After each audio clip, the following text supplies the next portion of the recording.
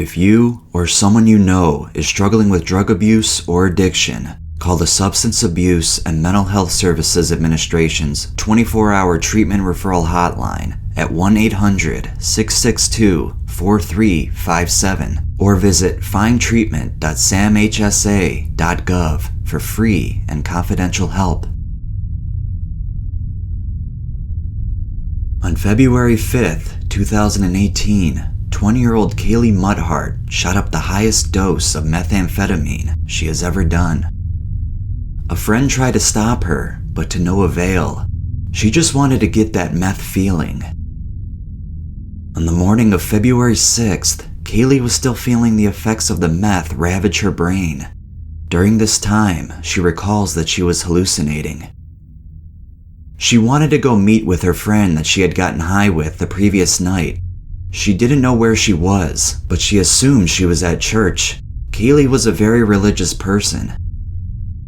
She started to head to the church by traveling along a railroad track. She claimed that, even though it was 10:30 in the morning, everything looked dark and gloomy, apart from a light post, where I thought a white bird was perched. Even a day later, the meth is still kicking in very strongly. She then had a thought that she needed to sacrifice something important, and if she didn't, the world would end.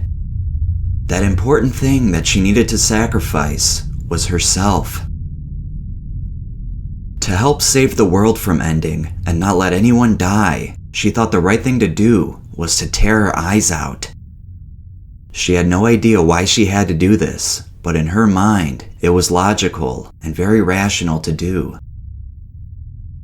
She got on her hands and knees and started to pray, exclaiming, "Why me? Why do I have to do this?" A car pulls up. It was a man she had been staying with, and he happened to have a biblical name, so she thought for sure this was a sign from God. The man says, "I locked up the house. Do you have the other key?" After this interaction, she knew what she needed to do. The sacrifice needed to happen, or everyone would die. This next part is very graphic, so I'm giving you a warning now.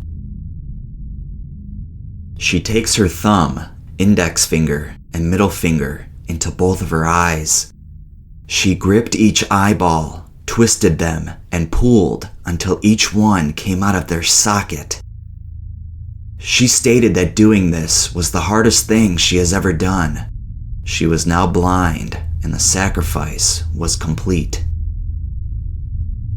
She wanted to sacrifice more of her body, but before she could do that, a pastor pulled up and saw her slowly killing herself. The pastor recalled her saying, "I want to see the light," but she had no memory of this. The pastor restrained her and said that Kaylee had her eyeballs in her hands and squished them. This was a very gruesome and shocking sight to see. The scary part about all of this was that her eyeballs were still attached to her head. More people came to help restrain her. This psychotic episode was not over just yet. There were 8 men who came out with the pastor holding her down. She wanted to continue the sacrifice, so she was fighting as hard as she could to get free, but there were just too many people holding her down. Her wrists were in pain for weeks after resisting so hard against them.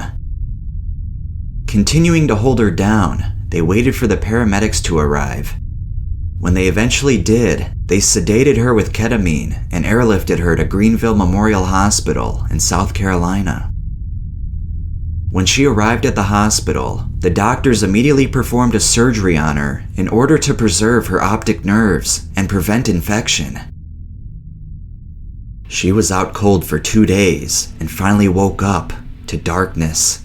She knew she was blind, but sensed her mom right by her side. While in the hospital for a total of 1 week, she endured terrible headaches behind her eye sockets and in her temple.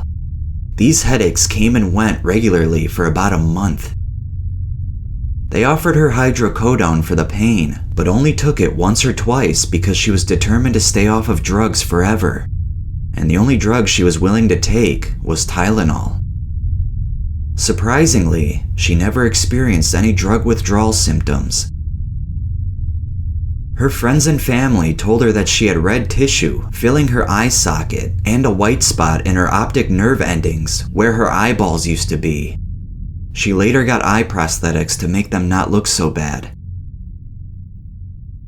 After a week, she was transferred to a psychiatric inpatient treatment facility where she was diagnosed with bipolar disorder.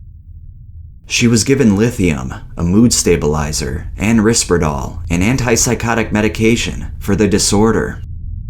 Even though it was tough, she had to accept that this was how she was going to live for the rest of her life. Imagine what this poor girl had to go through.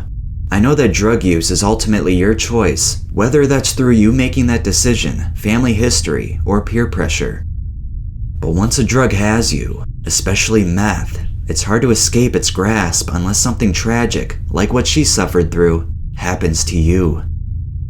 Addiction is not a fucking joke, and it should be taken seriously, like how we treat cancer and other well-known horrible diseases. Being blind is not something you can just get used to easily. She had to get a grasp of where things were and the environment surrounding her. Her mom has been helping her out through this whole process by guiding her on where to go.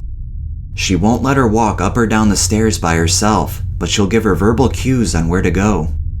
She also got an iPhone that reads her text out loud. Before this incident, she enjoyed playing guitar and piano, but now it has become harder to do these things. She is still fairly optimistic and won't give up on it. There are a lot of blind people in the music industry, especially back in the Delta Blues era. Artists like Blind Willie Johnson and Blind Lemon Jefferson are just two examples of artists who succeeded while also being blind.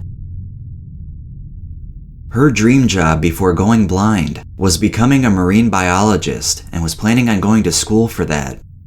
Even though she's blind, she could still go underwater and feel the pressure of being deep in the ocean. She joined the Commission for the Blind for physical therapy, training with a cane. She also switched churches because the people at her old church were bad influences and drug addicts. While she has endured sleepless nights because of the depressing realization that she'll be blind forever, there is still a positive to come out of this. Her addiction and dependency for drugs has completely diminished. She states, "I'd rather be blind than be dependent on drugs. And also, it took losing my sight to get me back on the right path. But from the bottom of my heart, I'm so glad I'm here." While I'm happy that she is in a better place now than she was before, it is still terrible to lose your eyesight forever.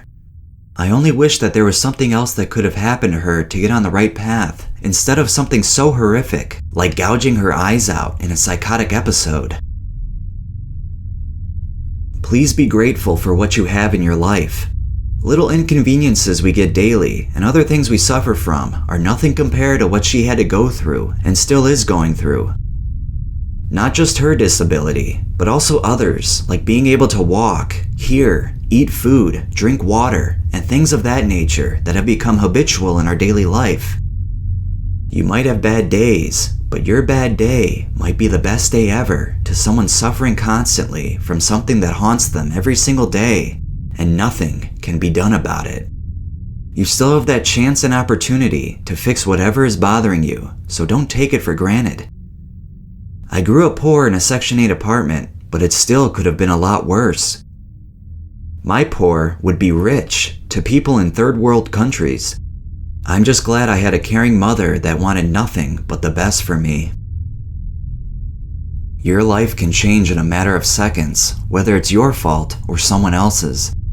If you feel like you're wasting your time here on Earth, then do something about it. I basically have two jobs, a full-time one with the United States Postal Service, and then a part-time one with this YouTube channel. You might not think creating these videos isn't considered a job, but I do, since it takes hours to even make a video. I also play guitar in the limited hours I have to myself. I never waste any day I have on this planet. I feel very beaten down regularly, but I'm happy from the results I am getting from working this hard. My point is, enjoy the tools you have at your disposal. Pick up a hobby, start reading books, travel, anything that can occupy your mind while also being productive. Later in life, you'll wish you did those things you never got to do. Also, do not care about what people think about you and what you want to do. It's pointless, and every old person states they wish they would not have cared back when they were younger. I know it's kind of hard to do that, but once you accept yourself for who you are, then you can achieve what you want and more. Thank you all for the continued support and inspiring me to make more and more content on this channel. If you want to further help me, please like this video and comment down below what you thought of Kaylee's story or whatever is on your mind. Please subscribe if you haven't already too, and follow me on Instagram @TheTripKeeper for updates and random cool things I post. I hope you all have a wonderful day, and please, stay safe out there.